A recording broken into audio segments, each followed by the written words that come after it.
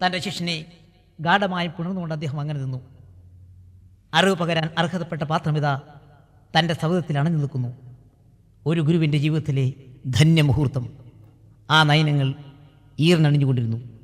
ഉടൻ തന്നെ സഞ്ചിയിൽ നിന്നും ഫക്കീർ സ്വാമികൾ ഒരു തുണ്ട് കടലാസെടുത്ത് അതിലെന്തോ മന്ത്രം കുറിച്ച് എന്നിട്ട് പറഞ്ഞു, 3 മാസം നീ ഈ മന്ത്രം മുറ തെറ്റാതെ ജപിക്കണം. അപ്പോൾ 2 അടയാളങ്ങൾ കിട്ടും. ജാഗ്രതത്തിലോ സ്വപ്നത്തിലോ ആയിരിക്കും. അത് കിട്ടുമ്പോൾ നീ വരണം. വരുവോ? വരാം, ശാന്തി പറഞ്ഞു. ശാന്തി അരിപ്പുറത്തേക്ക് യാത്രയായി. ആദ്യ സമാഗമത്തിൽ നിന്ന് കിട്ടിയ മന്ത്രം അദ്ദേഹം മുറ തെറ്റാതെ ജപിച്ചു. ആർജിത കർമ്മങ്ങളുടെ കേദാരമായ തീർന്ന ആ തപോധന്, അതിൻ്റെ എല്ലാം അവകാശിയായി സവിതമണഞ്ഞ് തിരിച്ചു വന്ന ആ ത്യാഗിവര്യന് ഒരിക്കൽ കൂടി നീതിയുടെ നിയോഗമെന്ന വണ്ണം ആ കർമ്മപടങ്ങൾ ഒന്നൊന്നായി പൊട്ടിക്കേണ്ടി വന്നു. ത്യാഗത്തിൻ്റെ ഭൂമിയിലേക്ക് ഗുരു ശിഷ്യനെ പല അവസരങ്ങളിൽ ഇറക്കി നിർത്തി. ആളുകൾ നോക്കി നിൽക്കുമ്പോൾ തന്നെ വെള്ളമൊലിച്ചു വീഴുന്ന വലിയ മത്സ്യമെടുത്ത് ശിഷ്യന്റെ തലയിൽ വെച്ചു കൊടുക്കും. ശിവഗിരിയിൽ വരുന്ന പല ജനങ്ങൾക്കും കൊച്ചു ശാന്തി അറിയാമായിരുന്നു. അവരുടെ എല്ലാം മുന്നിലൂടെ ഇറ്റുവീഴും നാറുന്ന മീൻവെള്ളം ഒലിപ്പിച്ചുകൊണ്ട് ആ ശിഷ്യൻ എങ്ങനെ നടക്കും? വ്യാഘ്രത്തെ കണ്ടുപിടിക്കുന്ന നാട്ടിൻ കുഞ്ഞിനെ പോലെ. ഒരു ദിവസം ഫക്കീർ സ്വാമി വിളിച്ചു, കരുണാകര, എന്തോ നീ ഇതിനുള്ളിൽ കിടന്നോ എന്ന് പറഞ്ഞ് ആടുകളെ വെട്ടുന്ന അറവശാലയിൽ ആ ശിഷ്യനെ 6 മണിക്കൂറോളം പൂട്ടിയിട്ടു. അഴുക്ക് നിലത്ത് ചവിട്ടുന്നത് പോലും വെറുപ്പുളവായിരുന്ന ശിഷ്യൻ ചോരയും മജ്ജയും മാംസവും എല്ലാം തളം കെട്ടിക്കിടുന്ന ആ അറവശാലയിൽ പെരുവിരലിൽ നിന്നുകൊണ്ട് മണിക്കൂറുകൾ കഴിച്ചു കൂട്ടി. തിന്മയിലും നന്മയിലും ഒരുപോലെ കർത്തൃത്വം വഹിച്ച് ലോകത്തിൻ്റെ ഗതിയെ നിയന്ത്രിക്കുന്ന അമരക്കാരൻ എല്ലാം അറിയണം എന്ന് കർമ്മകാണ്ഡങ്ങളുടെ കുരുക്കൾ കണ്ടറിഞ്ഞ ഗുരുവിന് നിർബന്ധമുണ്ടായിരുന്നു. ആ ലോകരക്ഷകനെ മനസ്സിലാക്കിയ ഗുരു ആത്മീയതയുടെ അനന്തരംഗങ്ങളിലേക്ക് തിരിച്ചിലുകൾ മാറ്റാൻ ശിഷ്യനെ കൂടെ നിന്നു. ചിലപ്പോൾ ഗുരുവും ശിഷ്യനും വലിയ തുറ പാലത്തിനടിയിൽ പോയി കിടക്കും. ശിഷ്യനെ ഓരോന്നും പറഞ്ഞും കാണിച്ചു കൊടുത്ത് പഠിപ്പിക്കും. ഒരു ദിവസം ഗുരു ശിഷ്യനെ വിളിച്ചു, കരുണാകര, എന്തോ നീ ആ കടലിലേക്ക് നോക്കിയും ധ്യാനിക്കൂ. ശിഷ്യൻ ധ്യാന നിമഗ്നനായി. അന്തരംഗത്തിൻ അഗാധ തലത്തിലേക്കാസർഗശക്തി പാഞ്ഞെത്തി, ആത്തമോ ചർമ്മങ്ങൾ പൊട്ടി, അന്ധനേത്രത്തിന്റെ ആഴങ്ങളായിരം സൂക്ഷ്മതലങ്ങളിലെത്തി, അജ്ഞതയറ്റു നിന്നിറ്റു വീഴുന്ന നിർദ്ധര പീയൂഷമൊത്തി, അജ്ഞതയറ്റു നിന്നിറ്റു വീഴുന്ന നിർദ്ധര പീയൂഷമൊത്തി, ആദിവ്യദർശന തേരുകളേറിയ കാഴ്ചകൾ നീളവേത്തി, സ്വർഗവും ഭൂമിയും സത്യവും മിഥ്യയും, സ്വർഗവും ഭൂമിയും സത്യവും മിഥ്യയും മറനീക്കി മുന്നിലായെത്തി, മറനീക്കി മുന്നിലായെത്തി. ദിവസങ്ങളോളം ഒരു പപ്പടവും ചായയും മാത്രം കഴിച്ചുകൊണ്ട് ശാന്തി അങ്ങനെ കഴിച്ചുകൂട്ടി. കടപ്പുറത്തുള്ള മണലിലായിരിക്കും കിടക്കുക. തണുപ്പിൽ നിന്ന് രക്ഷ നേടുന്നതിനായി മണൽ വാരി ദേഹം മുഴുവൻ മൂടും. അങ്ങനെ ദിവസങ്ങളോളം കഴിഞ്ഞുകൂടി. ഒരു ദിവസം കൊച്ചു ശാന്തി വിശന്ന് വലഞ്ഞ് അങ്ങനെ കിടക്കുകയാണ് ഭീമാപ്പള്ളിക്ക് സമീപമുള്ളൊരു കുടിൽ. ആ സമയത്ത് വൃത്തിയില്ലാത്ത ഒരു ചേമ്പരയിൽ കുറേ ആഹാരങ്ങളുമായി ഒരു ഉമ്മ അവിടെ എത്തി. ആ ഉമ്മ പറഞ്ഞു, ഭീമ എന്നോട് പറഞ്ഞു അവൻ വിശന്ന് തളർന്നു കിടക്കുന്നുവെന്ന്. നീ അവൻ ആഹാരം കൊണ്ടേ കൊള്ളുമെന്ന് പറഞ്ഞു. മോനെ, ഞാൻ ഓർത്തു ഉസ്താദാന്ന്. നീ നോമ്പ് നിസ്കാരം ഒന്നും മുടക്കരുതും കേട്ടോ. അവർ ആ ഇലയിൽ ആഹാരം കൊച്ചുശാന്തിക്ക് നൽകി. ഭീമ എന്ന് അവർ പറഞ്ഞത് ഭീമാപ്പള്ളിയിലെ സ്വരൂപത്തെക്കുറിച്ചായിരുന്നു. അവർക്ക് അതിൽ നിന്ന് ദർശനമുണ്ടായി. കൊച്ചുശാന്തിക്ക് ആഹാരം നൽകാൻ ശാന്തി വിശം തളർന്നു കിടക്കുന്നതിനെക്കുറിച്ച് അവരറിഞ്ഞത് അങ്ങനെയാണ്. അദ്ദേഹത്തിൻ്റെ വിശപ്പ് ദൈവത്തിനും സഹിക്കില്ലായിരുന്നു. ആ അദൃശ്യകരങ്ങൾ കണ്ണിലെ കൃഷ്ണമണി സൂക്ഷിക്കുന്ന പോലെ തന്നെ ശാന്തിയുടെ കൂടെ നടന്നു. ഒരു ദിവസം ഗുരു ശിഷ്യനെ വിളിച്ചിട്ട് പറഞ്ഞു, കരുണാകര, നീ ഒന്ന് സന്നിധാനം വരെയും പോയിട്ട് വാ. പോകാം, ശിഷ്യൻ പറഞ്ഞു. സന്നിധാനം എന്നുദ്ദേശിച്ചത് ഭീമാപ്പള്ളിയായിരുന്നു. ശാന്തി ഭീമാപ്പള്ളിയുടെ അടുത്തെത്തി. അതാ ആ മുറുക്കാൻകടയുടെ തട്ടിൽ ഒരു മനുഷ്യരിക്കുന്നു, പ്രാകൃത വേഷധാരി.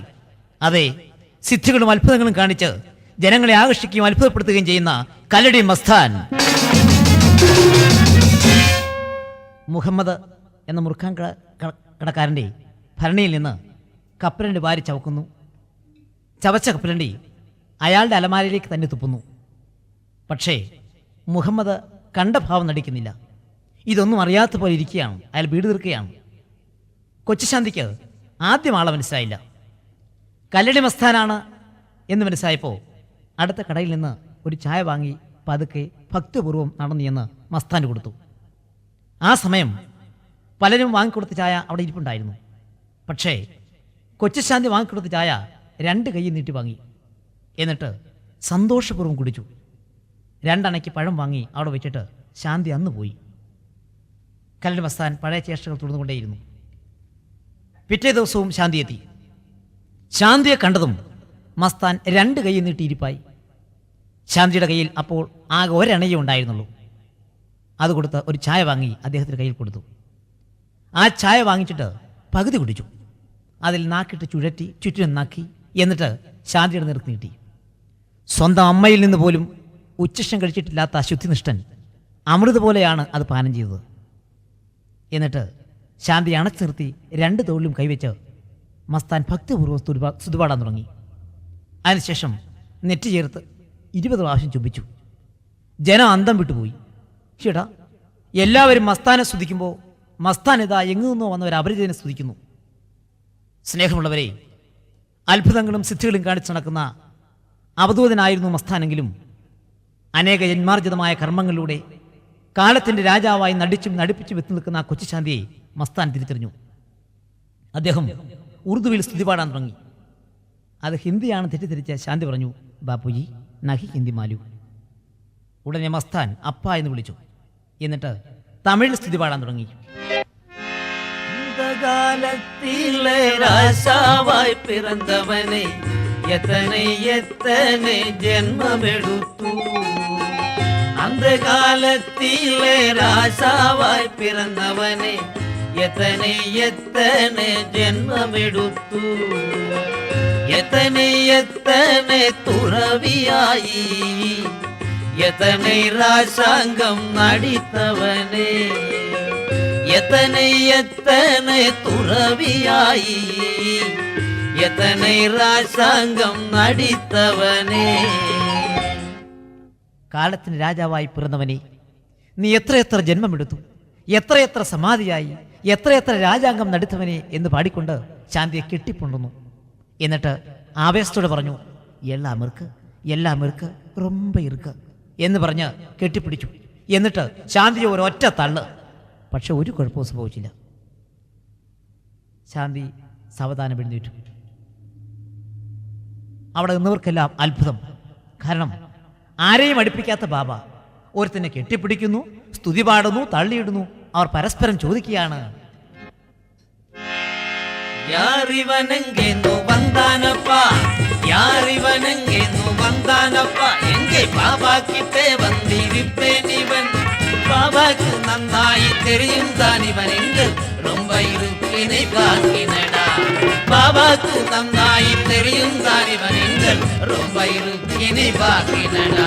அட யாரிவனெங்கேன்னு வந்தானப்பா, யாரிவனெங்கேன்னு வந்தானப்பா, யாரிவனெங்கேன்னு വന്താനപ്പാ. ഇവൻ ആരാണ്? ഇവൻ ബാബാക്ക് നന്നായി തിരിയും. ഇവനിൽ എന്തെല്ലാമോ ഉണ്ട്. അത് കണ്ടോടാ, ബാബയുടെ സന്തോഷം കണ്ടോടാ. അവർ പരസ്പരം പറഞ്ഞു.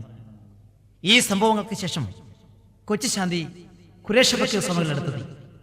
കാര്യങ്ങളെല്ലാം പറഞ്ഞു കഴിഞ്ഞപ്പോൾ സ്വാമികൾ പറഞ്ഞു, അവൻ നിനക്ക് തരേണ്ടതെന്ന് അല്പം നീചത്വമുണ്ട്. സാരമില്ല. അന്ന് ഒരു സത്യം ശാന്തിക്ക് മനസ്സിലായി. മിന്നുന്നതെല്ലാമേ പൊന്നല്ല, പൊന്തി നിൽക്കിലും വേരു കാണില്ല. മിന്നുന്നതെല്ലാമേ പൊന്നല്ല, പൊന്തി നിൽക്കിലും വേരു കാണില്ല. പൈശാചികങ്ങൾക്കിടം കൊടുക്കാൻ സിദ്ധികൾ അത്ഭുത വിദ്യ കാട്ടാം. പൈശാചികങ്ങൾക്കിടം കൊടുക്കാൻ സിദ്ധികൾ അത്ഭുത വിദ്യ കാട്ടാം. മാർഗമിതല്ലല്ലോ സത്യമാർഗം, ജനം കാണാനൊരുക്കും കപടനാട്യം. മാർഗമിതല്ലല്ലോ സത്യമാർഗം, ജനം കാണാനൊരുക്കും കപടനാട്യം.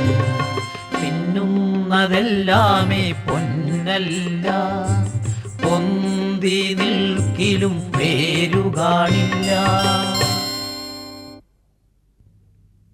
ഇങ്ങനെ സിദ്ധികളും അത്ഭുതങ്ങളും കാണിക്കുന്നവർ ജ്ഞാനികളും നടിച്ച് വേരില്ലാതെ പൊന്തു നിൽക്കുന്ന പാഴ്മരങ്ങളാണ്. ഈ സിദ്ധികളും അത്ഭുതങ്ങളും വെറും മൺകൂനകൾ മാത്രമാണെന്ന് ശാന്തിക്ക് മനസ്സിലായി. ഒരു ദിവസം ഫക്കീർ സ്വാമികളും കൊച്ചുശാന്തിയും കൂടി കടപ്പുറത്ത് കഴിയുന്ന സമയം തൻ്റെ അടുത്തിരിക്കുന്ന ശിഷ്യൻ ആരാണെന്ന് വ്യക്തമായി അറിയുന്നതിന് വേണ്ടി പഠാണസ്വാമികൾ നിരന്തരമായി പ്രാർത്ഥിച്ചു. അത് കാണിച്ചു തരുന്നതിനായി അദ്ദേഹം ധ്യാന നിർലീനനായി.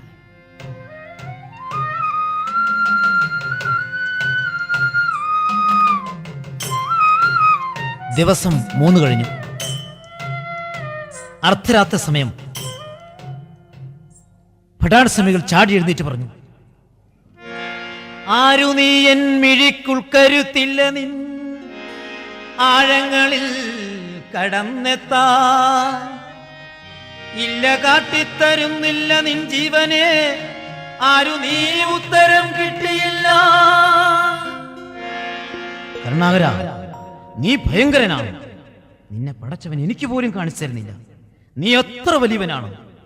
അദ്ദേഹം ആവേശത്തോടും അത്ഭുതത്തോടും കൂടി ആ വാക്കുകൾ ഉരുവിട്ടു. സ്നേഹമുള്ളവരെ, അനേക ജന്മങ്ങളായി ആർജിത കർമ്മങ്ങളുടെ സഞ്ചയമായി മാറി അതിനെല്ലാം അവകാശിയായി മാറി ബ്രഹ്മത്തിലണിഞ്ഞ സകല സൗരയുധങ്ങളുടെയും അവകാശിയായി അവിടെയെല്ലാം പ്രതിബിംബിച്ചു നിൽക്കുന്ന ആ ജീവൻ ബ്രഹ്മം മാറ്റി നിർത്തി അവിടുത്തെ ഇച്ഛാപൂർത്തീകരണത്തിനായി ആ ജീവന്റെ ഉൾത്തലങ്ങളിലേക്ക് കടന്നു ചെല്ലാൻ ഗുരുവായ ഫക്കീർ സ്വാമികൾക്ക് പോലും കഴിയില്ല എന്ന് പറയുമ്പോൾ സാധാരണ ജനങ്ങൾ ഒന്നും അറിയാതെ പല്ലിടിച്ചതിൽ അത്ഭുതപ്പെടാനുണ്ടോ? വിസ്തൃത പാത്രത്തിലെത്ര വീഴ്ത്തിയിടിലും വീണുതുളുമ്പാതെ ഇറ്റിറ്റു നിന്നു. വീണഗണത്തിൽ മുനകളോ പൊട്ടിച്ചു വിങ്ങിയോരാ കർമ്മചർമ്മങ്ങള്. ആധ്യാത്മിക മേഖലകളുടെ അനന്തര ശൃംഗങ്ങളിലേക്ക് ആ ശിഷ്യനെ കൈപിടിച്ചുയർത്തുന്നത് ഒരു ജീവിത വ്രതമെന്ന പോലെ പഠാണസ്വാമികൾ കൊണ്ടു നടന്നു. അദ്ദേഹം ഒരു ദിവസം ശിഷ്യനെ വിളിച്ചു പറഞ്ഞു, കരുണാകര, നീ ഒരു വിവാഹം കഴിക്കണം. ശേഷിക്കുന്ന മേഖലകൾ തരണം ചെയ്യാൻ അത് കൂടിയേ തീരൂ. കൊച്ചുശാന്തി പറഞ്ഞു, സ്വാമി, അത് മാത്രം എന്നോട് പറയരുത്. സ്വാമി, അത് മാത്രം എന്നോട് പറയരുത്. ഞാൻ വിവാഹം കഴിക്കില്ല സ്വാമി. നൈഷ്ഠിക ബ്രഹ്മചര്യം ജന്മാന്തരങ്ങളിലൂടെ കൂടെ കൊണ്ടുവന്ന ആ മഹാത്മാവിന് അത് കഴിയുമായിരുന്നില്ല. ഫക്കീർ സ്വാമികൾ പറഞ്ഞു, എങ്കിൽ നീ വിഷമിക്കും, ചീത്തപ്പേരുകൾ കേൾക്കും, അപവാദങ്ങൾ നിന്നെ നിലത്തേർത്തുകയില്ല, നീ പൊറുതി മുട്ടും. എന്ത് പറഞ്ഞിട്ടും ആ മനസ്സിനിളക്കമുണ്ടായില്ല. അവസാനം സ്വാമികൾ പറഞ്ഞു, ഒരു വഴിയുണ്ട്. നീ ഒരു വേശ്യയെ കണ്ടുപിടിക്കുക, അവളെയും ഭർത്താവിനെയും കൊണ്ട് നിന്നെ പൂജിപ്പിച്ച് അവസ്ഥ കിടക്കുക. പക്ഷേ ഒരു കാര്യം നീ ഓർക്കണം, അപവാദം കൊണ്ട് പൊറുതിമുട്ടും. എന്ത് വേണമെങ്കിലും ഞാൻ സഹിക്കാം, എന്നെ വിവാഹം ചെയ്യാൻ മാത്രം അങ്ങ് നിർബന്ധിക്കരുത്. ശാന്തി ഒരു സ്ത്രീയെയും ഭർത്താവിനെയും കണ്ടുപിടിച്ചു. അവരുടെ കുടുംബത്തിൻ്റെ ശ്രേയസ്സിനെന്ന് പറഞ്ഞ് വ്രതമെടുപ്പിച്ചു. അവരുടെ ഭർത്താവിൻ്റെ മദ്യപാനം അതോടെ നിന്നു. ജീവിതത്തിനൊരു മാറ്റമുണ്ടായെന്ന് കണ്ടപ്പോൾ അവർ വ്രതം 3 മാസത്തേക്ക് കൂടി നീട്ടി. പക്ഷേ നാട്ടിൽ അപവാദ പ്രചരണങ്ങൾ പരന്നു. ഒരു ചെറുപ്പക്കാരിയായ സ്ത്രീ നിത്യവും ശാന്തിയെ കാണാൻ പോകുന്നു. ഭർത്താവ് കൂടെ ഉണ്ടെങ്കിൽ അവൾ വേച്ചേ. ജനത്തിനൊന്നും പ്രശ്നമല്ല. അപവാദം കൊണ്ട് പൊറുതിമുട്ടി നിരപരാധിയായ കൊച്ചുശാന്തി ഭ്രാണ്ട് സ്വാമികൾ പറഞ്ഞതുപോലെ തന്നെ അപമാനത്തിനായ നിഷ്കരണം ക്രൂശിക്കപ്പെട്ടു. എങ്കിലും ബ്രഹ്മനിശ്ചയത്തിൻ്റെ അദൃശ്യകരങ്ങൾ അവിടെയും രക്ഷയുടെ കവചങ്ങൾ പെടുത്തു. അക്കാലത്ത് ശിവഗിരിയുടെ നടത്തിപ്പ് ശരിയല്ല എന്ന് കണ്ട് ഒരു സന്യാസി കേസ് കൊടുത്തു. വേറെ 8 പേർ കൂടി ഈ കേസിൽ കക്ഷിയിരുന്നു. അതോടെ ശിവഗിരി റിസീവർ ഭരണത്തിലായി. എന്നാൽ ആ സന്യാസിമാർ ശിവഗിരിയിൽ നിന്ന് പുറത്താക്കപ്പെട്ടു. അവർ അരിപ്പുറത്ത് വരും. വിശന്ന് വലഞ്ഞ് തളർന്നു വന്ന ആ സാധുക്കൾക്ക് കൊച്ചുശാന്തി ആഹാരം കൊടുക്കും. ഒരിക്കൽ അദ്ദേഹം സ്വന്തം ഭക്ഷണമെടുത്ത് ഒരു സ്വാമിക്ക് കൊടുത്തു. ഈ വിവരങ്ങളെല്ലാം ശിവഗിരിയിൽ അറിഞ്ഞു. അധികൃതരെത്തി. അവർ ചോദിച്ചു, ശാന്തി, നമ്മുടെ എതിരാളിക്ക് ആഹാരം കൊടുത്തോ? കൊടുത്തു. നിന്നോട് ആര് പറഞ്ഞു കൊടുക്കാൻ? പിന്നെ അസഭ്യവർഷങ്ങളായിരുന്നു. അന്നേ ദിവസം അദ്ദേഹം ഒരുപാട് കരഞ്ഞു. ദൈവമേ, വിശന്ന് വലഞ്ഞു വരുന്നവർക്ക് അല്പം ആഹാരം കൊടുക്കാൻ കഴിയുന്നില്ലല്ലോ. ഒരു കാട്ടുകിഴങ്ങാണ് താൻ കഴിക്കുന്നതെങ്കിലും അതിൻ്റെ അംശം മറ്റുള്ളവർക്ക് കൊടുക്കാൻ കഴിഞ്ഞെങ്കിൽ ആ ത്യാഗവീര്യൻ തേങ്ങി. അണുവിന്റെ വേദന സ്വന്തമായി തോന്നിയോ ആ ത്യാഗിവൻ കരഞ്ഞു. അണുവിന്റെ വേദന സ്വന്തമായി തോന്നിയോ ആ ത്യാഗിവൻ കരഞ്ഞു. ആഗതികൾക്കാശ്വാസമേകിടാതെ അവശന്റെ കണ്ണുനീരൊപ്പിടാതെ ആഗതികൾക്കാശ്വാസമേകിടാതെ അവശന്റെ കണ്ണുനീരൊപ്പിടാതെ അലയും വയറിനിന്നന്നമേകിടാതെ അലയും വയറിനിന്നന്നമേകിടാതെ എന്തിനി ജന്മമെൻ താനാ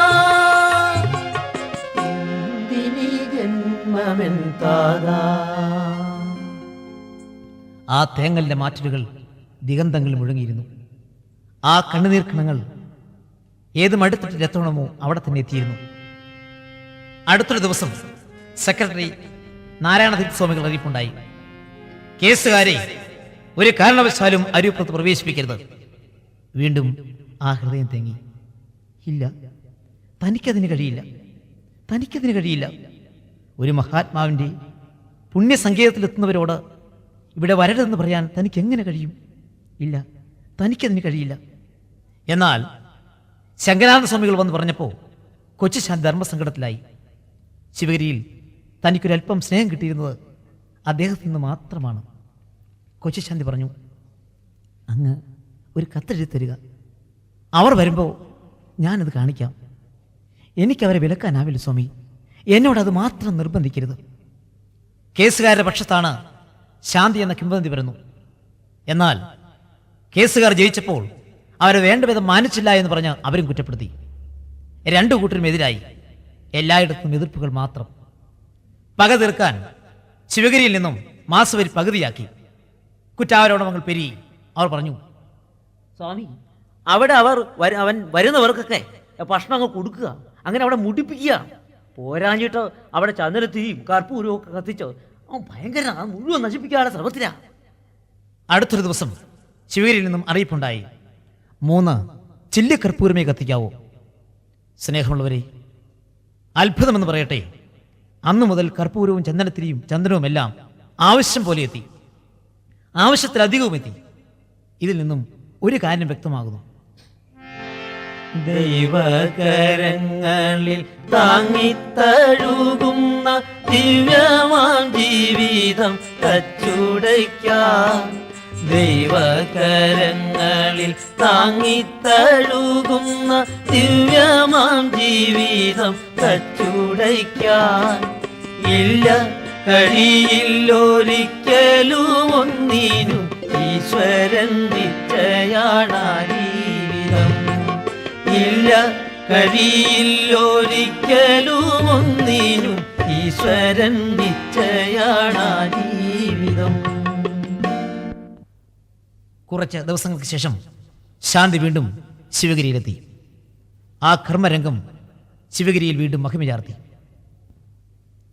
ശിവഗിരിയിൽ വീണ്ടും ചിലർ ചേർന്ന് ഗൂഢാലോചന നടത്തി.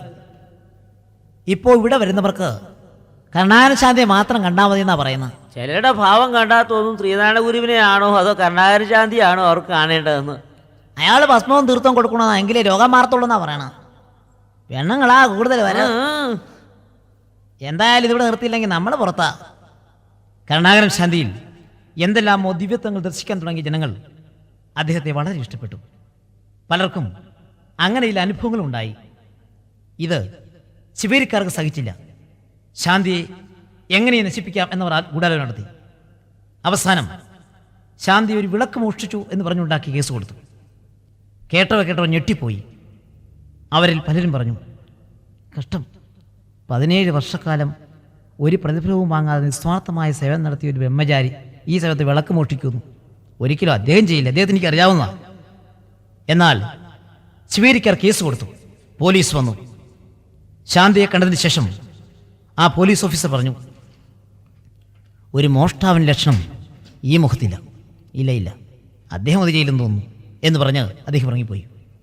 പക്ഷേ ശാന്തിക്ക് അവരോട് യാതൊരു പരാതിയും ഉണ്ടായില്ല, ഒരു പരിഭവം തോന്നിയില്ല.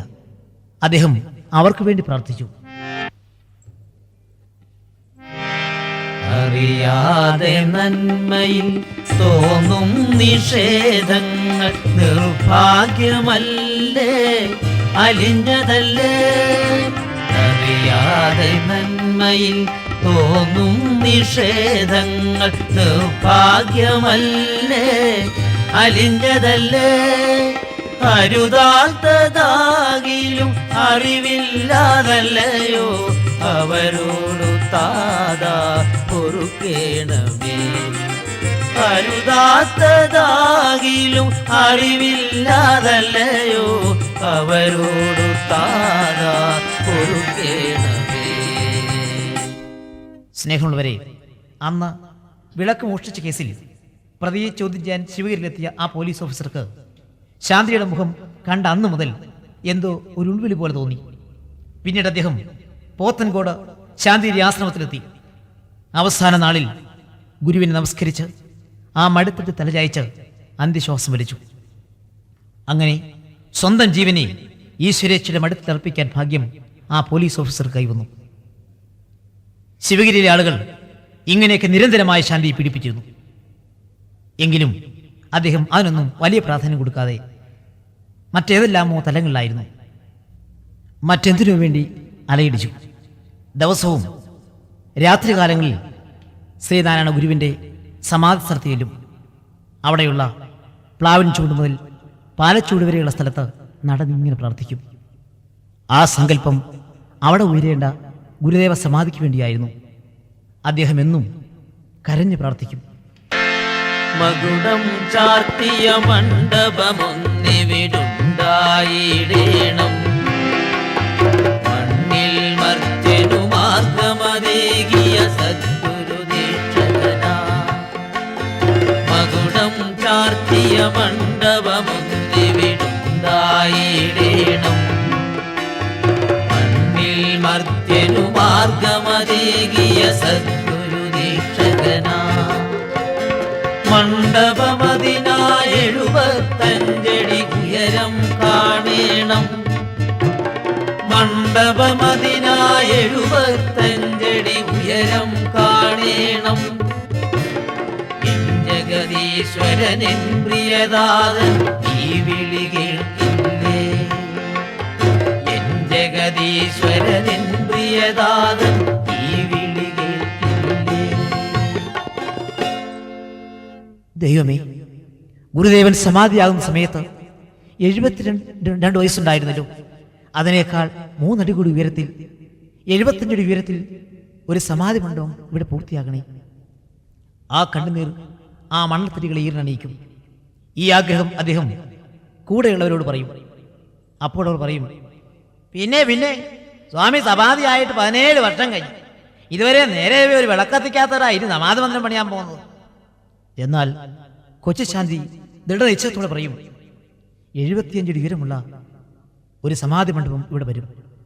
അത് കണ്ടിട്ടേ ഞാൻ ഇവിടെ നിന്ന് പോകൂ. ആ പ്രാർത്ഥന നിരന്തരമായി തുടർന്നു. ആ സങ്കല്പങ്ങൾ എത്തേണ്ടിടത്തെത്തി. ആരുടെയെല്ലാമോ മനസ്സിൽ അത് ചലനം സൃഷ്ടിച്ചു. സമാധി മണ്ഡപം പണിയാൻ ഒരുക്കമായി. ഗുരുദേവന്റെ വയസ്സിന്റെ അത്രയും ഉയരത്തിൽ. വീണ്ടും ആ ഹൃദയം തേങ്ങി. ദൈവമേ, ഞാൻ 75 അടി ഉയരമാണല്ലോ ആഗ്രഹിച്ചത്.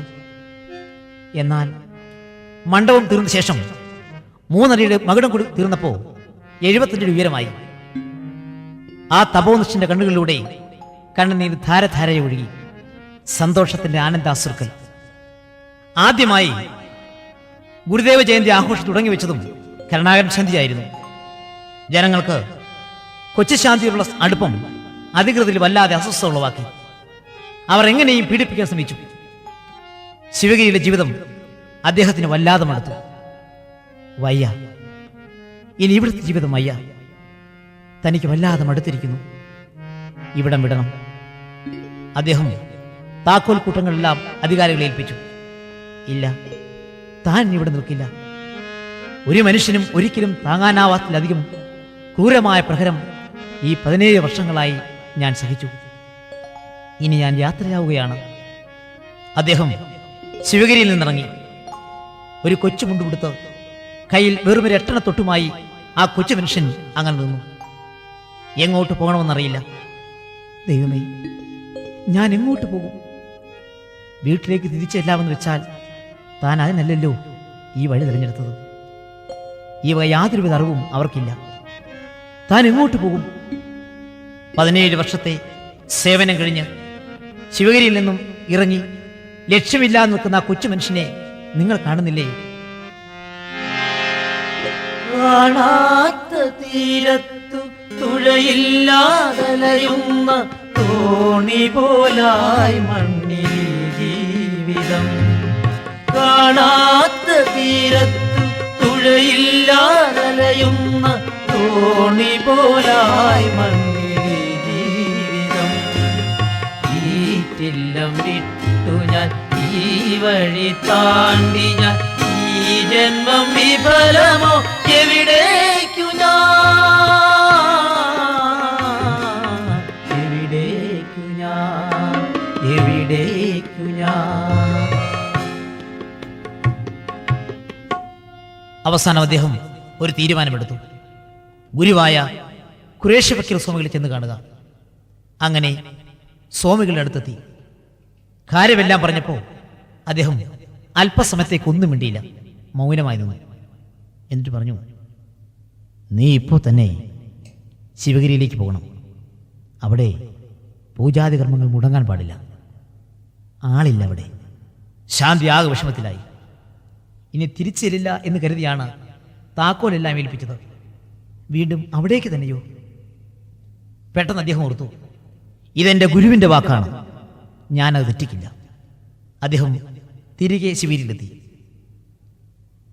ശാന്തിയെ കണ്ട ഉടനെ കൈവല്യാനന്ദ സ്വാമികൾ താക്കോൽക്കുട്ടങ്ങളുടെ അടുത്ത് അദ്ദേഹത്തിന് നേരെ കിട്ടി. എന്നിട്ട് പറഞ്ഞു, കരുണാകര, നീ വന്നോ? ഇന്ന് സമാധി ആരും തുറന്നിട്ടില്ല. ഇതുവരെ അവിടെ വിളക്ക് പോലും കത്തിച്ചിട്ടില്ല. നീ പോയി കുളിച്ച് വിളക്ക് വെച്ചു വാ. ആ വാക്കുകളിൽ വിഷാദം തളം കെട്ടി നിന്നു. സ്വാമികൾ പറഞ്ഞതുപോലെ തന്നെ വിളക്കെല്ലാം കത്തി തിരികെ വന്നു. അദ്ദേഹം പറഞ്ഞു, കനാര, നീ അടുത്തു വാ. നീ ഇവിടെ ഉണ്ടായിരുന്നപ്പോൾ ഇവിടെ ധാരാളം ആളുകളുണ്ടായിരുന്നു. നീ പോയപ്പോൾ 3 ശാന്തിമാർ പോയി. നിന്നെപ്പോലെ ത്യാഗപ്പെട്ടവർ പോയാൽ ഇതന്നെ സംഭവിക്കും. നല്ലവർ പോയാൽ ഇതാണ് ഗതി. അതുകൊണ്ട് നീ ഇനി ഇവിടെ നിന്ന് പോകരുത്. നീ ഇവിടെ നിന്ന് പോകരുത്. വിഷാദസാന്ദ്രമായ ആ സന്യാസികളുടെ വാക്കുകൾ ആ ഹൃദയത്തിൽ വല്ലാതെ വേദന തോന്നിപ്പിച്ചു. അദ്ദേഹം അന്നൊരു തീരുമാനമെടുത്തു. ഇല്ല, താൻ ഇനി ശിവഗിരി വിടില്ല.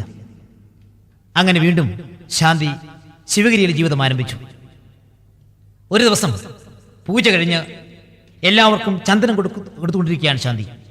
അപ്പോൾ ഒരാൾ പറഞ്ഞു, ശാന്തി ശാന്തി, ചന്ദന എന്റെ ചൂണ്ട് വരലേ തന്നാൽ ഇങ്ങോട്ട് ധൃതിയുണ്ട്. ചന്ദനം വേണമെങ്കിൽ കൈ കാണിക്കണം. അയാൾക്ക് ഇഷ്ടപ്പെട്ടില്ല. അയാൾ പറഞ്ഞു. അല്ലേലും എനിക്കറിയാം ഇവിടെ കുറെ വള്ളക്കാരുടെ മക്കൾ ഉറപ്പുണ്ട്. ശരീരം മുഴുവൻ തേച്ച് പിടിപ്പിച്ചാലേ അവനൊക്കെ മതിയാവും. കുട്ടി, ഇത് നിന്റെ കുറ്റമല്ല. ഒന്നെങ്കിൽ നീ വളർന്ന കുറ്റം, അല്ലെങ്കിൽ നിന്നെ വളർത്തിയ കുറ്റം. ഇത് കേട്ട അയാൾ ക്ഷോഭിച്ചിറങ്ങിപ്പോയി. അല്പം കഴിഞ്ഞപ്പോൾ നാരായണ തീർത്ഥരെയും കൂട്ടി അയാൾ വന്നു. അയാളെ നിർത്തിക്കൊണ്ട് നാരായണ തീർത്ഥ ശാന്തിയെ വല്ലാതെ ശകാരിച്ചു. ശാന്തി ഒന്നും മറുപടി പറഞ്ഞില്ല. കുറെ കഴിഞ്ഞതിന് ശേഷം അരിപ്പുറം ചെല്ലപ്പ പണിക്ക്, സ്വാമി ആര്യഭട്ടൻ, നാരായണ തീർത്ഥർ എന്നിവർ ഇരിക്കുന്ന സ്ഥലത്തേക്ക് ശാന്തി കയറി ചെന്നു.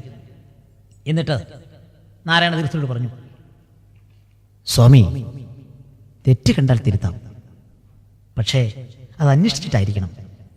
അല്ലാതെ വിവരമില്ലാത്തവർ പറയുന്ന പോലെ സ്വാമിയെപ്പോലെയുള്ളവർ പറയരുത്, അത് ശരിയല്ല എന്ന് പറഞ്ഞ് ഇറങ്ങിപ്പോയി. അന്ന് വൈകിട്ട് ആശ്രമ കമ്മിറ്റി കൂടി. ഗീതാനന്ദ സ്വാമിയും കുമാരാനന്ദ സ്വാമിയും വന്നു. അവർ പറഞ്ഞു, ശാന്തി, മറ്റൊന്നും വിചാരിക്കരുത്, ഞങ്ങൾ സ്നേഹം കൊണ്ട് പറയുകയാണ്. ശാന്തി ഒരു യാത്ര ചെയ്ത് വരണം. ഇത് കമ്മിറ്റി തീരുമാനമാണ്.